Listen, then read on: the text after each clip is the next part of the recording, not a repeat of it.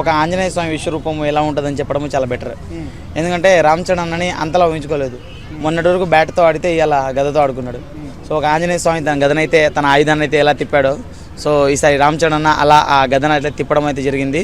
So అది చెప్పాడు కదా, ఆట అయినా వేటైనా మన పొగురు సంథింగ్ ఏదో చెప్పాడు. అది హైలైట్ అనిపించింది డైలాగ్ కూడా.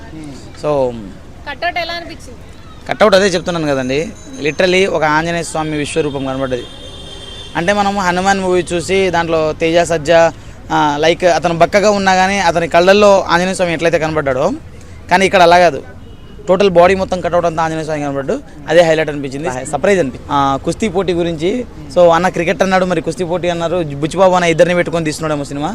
డబుల్ యాక్షన్, అదే డబుల్ యాక్షన్ మీరు ఉంటున్నారేమో, మరి రామ్ చరణ్ ఇద్దరు ఉంటున్నారేమో. ఆ సస్పెన్స్ అయితే ఖచ్చితంగా మనం చూడాలి థియేటర్కి వెళ్ళే. సో బుచ్చిబాబు అన్న ఏదో ప్లాన్ చేస్తున్నాడు అన్న, తగలబెట్టకన్నా, థియేటర్లు తగలబెట్టక దయచేసి. టీజర్కి ఇంత హైప్ క్రియేట్ అయితే రేపు పొద్దున సినిమా వచ్చిన తర్వాత ఎట్లా ఉంటుంది అనుకుంటున్నారు? సినిమా చెప్పాను కదా బ్రో ఇందాకనే, తగలబెట్టకండి అన్న అని. తగలబెట్టేస్తారు, ఖచ్చితంగా తగలబెట్టేస్తారు.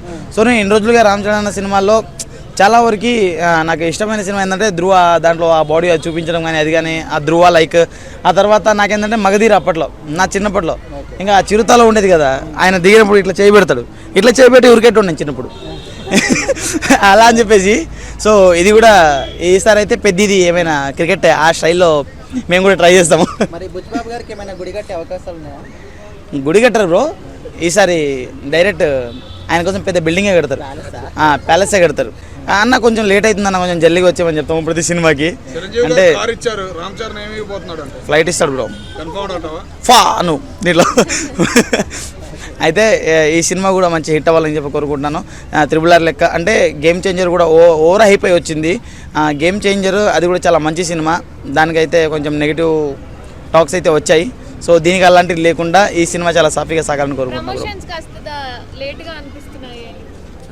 లేట్ ఏం లేదండి, లేట్గా వచ్చిన లేటెస్ట్గా వస్తాడు, అది రామ్ చరణ్ స్పెషాలిటీ, అది దాంట్లో తప్పే లేదు. ఆయన గంట ముందు ప్రమోషన్ చేసినా, సంవత్సరం ముందు ప్రమోషన్ చేసినా ఆ ప్రమోషన్ ఒకటే, ఎప్పుడు చేసినా ఒకటే ప్రమోషన్. లేదండి ఈసారి పోస్ట్ పోన్ అయితే చాలా కష్టం అయిపోద్ది మాకు. అంటే మేము చాలా హైప్లో పెట్టుకున్నాము, మళ్ళీ ఇంకా హైప్ ఎక్కించుకొని గుండెపోటు తెచ్చుకోలేము.